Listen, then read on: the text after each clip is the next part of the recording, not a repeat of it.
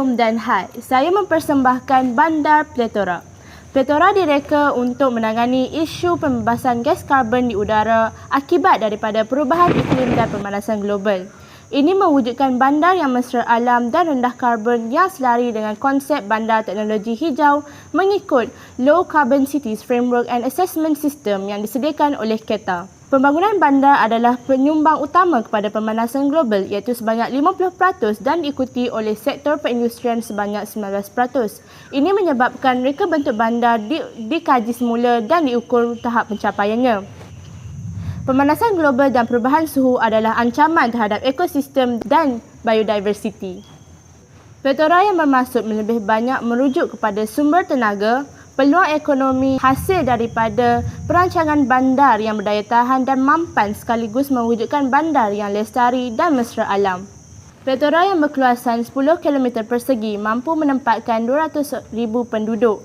Dijana oleh tenaga hidropower dalam paip air dan tenaga solar. Pengurusan sisa pepejar dan sisa air masing-masing ialah polisi sifar sisa dan teknologi penapisan membran. Terdapat 3 zon di bandar Pletora ini.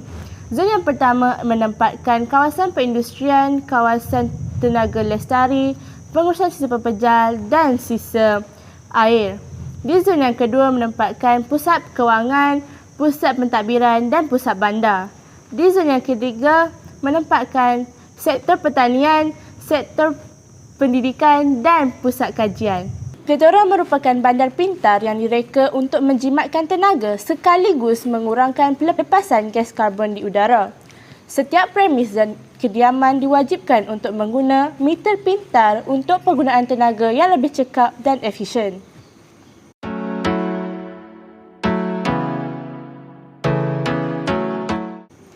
Tenaga utama yang digunakan di Pletora ialah tenaga hidropower dalam paip air dan tenaga solar.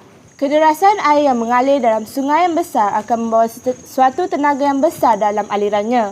Apabila air mengalir, iaitu tenaga keupayaan untuk memusingkan dan memutarkan bilah turbin yang membentuk tenaga kinetik seterusnya akan menghasilkan tenaga elektrik. Air sungai yang mengalir akan disalurkan ke bawah dan akan memusingkan turbin.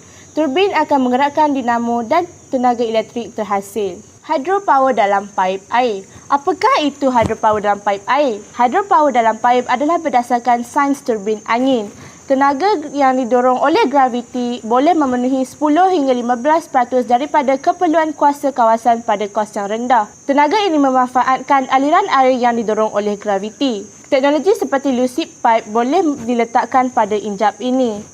Apabila air mengalir melalui turbin sfera, bilah akan berputar dan memutarkan penjana dan seterusnya menghasilkan elektrik.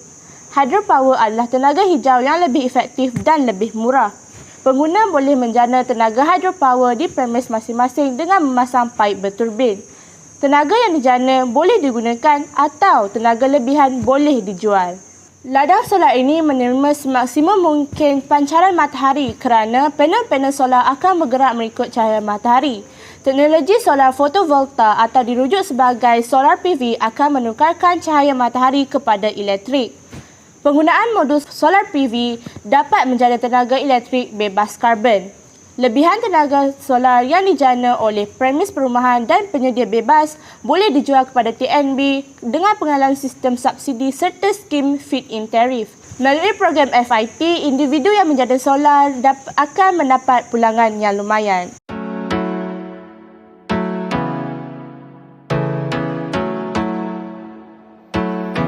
Jaringan sistem pengangkutan yang cekap adalah penting untuk sesebuah bandar yang mampan. Kejadian cuaca yang melampau menyebabkan kemusnahan besar kepada komuniti dan infrastruktur pengangkutan sesebuah bandar.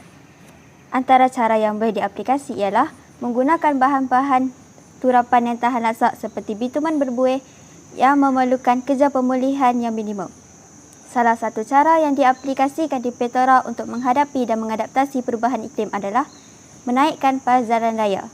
Ia dapat mengurangkan risiko ancaman banjir dan kerosakan jalan raya. Seterusnya, melaraskan cerun sampingan. Ia dapat mengelakkan daripada kerosakan banjir dan hakisan dari larian permukaan jalan. Menurak permukaan jalan dengan menggunakan bahan-bahan mesra alam yang berdaya tahan terhadap perubahan iklim juga salah satu caranya.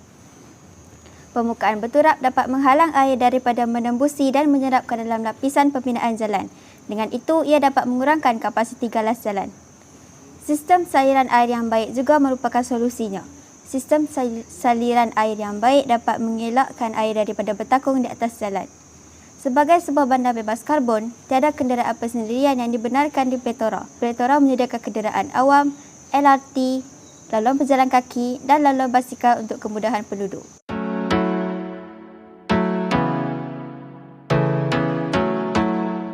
Ini adalah sebuah ciri penting dalam sesebuah bandar. Reka bentuk yang berdaya tahan ditakdirkan sebagai mereka bentuk bangunan, landscape, komuniti dan wilayah berdasarkan terhadap kelemahan kepada bencana dan gangguan kehidupan normal. Di Pletora, bangunan direka berdasarkan prinsip-prinsip daya tahan agar lebih mampan pada masa akan datang. 6 cara yang digunakan dalam pembuatan bangunan adalah seperti berikut. Yang pertama adalah penggunaan bahan binaan rendah karbon seperti penggunaan kayu, buluh dan bahan binaan rendah tenaga. Bangunan hendaklah direka untuk cekak tenaga seperti penggunaan tebat untuk memerangkap haba atau suhu sejuk dan pasti solar untuk tujuan pemanasan.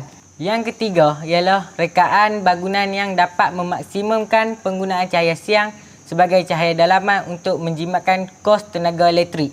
Keempat, merancang bangunan generik untuk penggunaan masa hadapan agar kos pembaik pulih menjadi lebih rendah. Kelima, menggunakan bahan binaan dan kaedah pembinaan yang lebih tahan lama agar dapat menghadapi cuaca yang lebih ekstrim. Akhir sekali, mereka bentuk dan merancang bangunan yang mudah diurus dan diservis dengan menggunakan bahan dan buruh tempatan.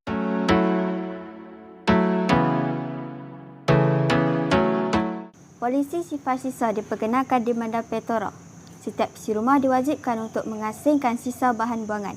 Sisa kitar semula akan dihantar ke pusat kitar semula. Sisa baki akan dihantar ke pusat sisa baki untuk diproses menjadi baja menggunakan teknologi vermicompost. Tong-tong sampah di Pletora dilengkapi dengan sistem kompresor untuk memaksimalkan penggunaan. Penggunaan semula air dapat mengurangkan kos dan membantu dalam masalah kekurangan air. Pusat rawatan air di Pletora merawat air menggunakan kaedah reverse osmosis dan membrane filtration. Pusat rawatan air di Pletora juga dilengkapi dengan turbin untuk penjanaan tenaga hydropower.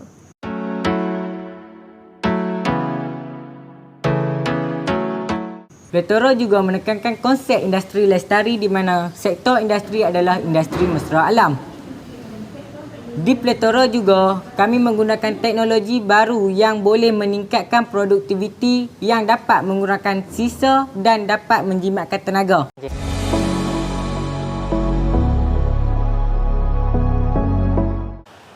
Pertanian merupakan aktiviti yang penting di Pletora. Pertanian yang dapat berdaya tahan dengan faktor iklim yang sentiasa berubah-ubah. Dengan penyediaan pusat penyelidikan dan ladang khas masalah-masalah berkaitan dengan iklim, jenis tanaman dapat diatasi berdasarkan penggunaan teknologi pertanian yang terkini. Konsep pertanian horizontal diguna untuk memaksimalkan ruang dan penggunaan tanah. Teknologi natural farming diguna pakai di mana hanya menggunakan baja organik. Teknologi vermicompost juga diguna pakai di mana menggunakan mikroorganisme seperti cacing untuk menjalankan proses penguraian bahan organik untuk dijadikan baja organik.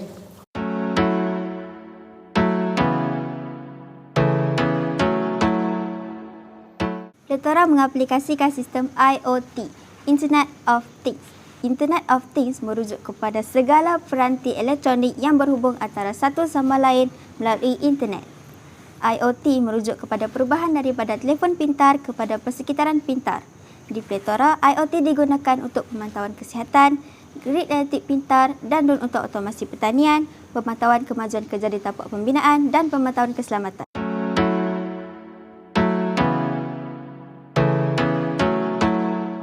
Kajian menunjukkan bandar hijau dapat meningkatkan kesihatan mental. Mereka yang tinggal di kawasan hijau didapati lebih aktif dan masalah mental berkurangan. Manakala bagi mereka yang tinggal di tempat yang kurang kawasan hijau, didapati mengalami masalah kemurungan dan kesihatan seperti obesiti. Di Plethora, kesihatan fizikal dan kesihatan mental masing-masing dititik beratkan oleh kerajaan. Salah satu cara untuk mengimbangkan proses urbanisasi dan ketandusan elemen semula jadi ialah dengan mewujudkan lebih banyak bandar hijau. Di Plethora, di setiap zon diwajibkan untuk mempunyai kawasan hijau. Selain dapat meningkatkan kesihatan mental, kawasan hijau juga dapat meningkatkan kesihatan fizikal. Penduduk dapat melakukan aktiviti riadah dengan lebih aman dan selesa.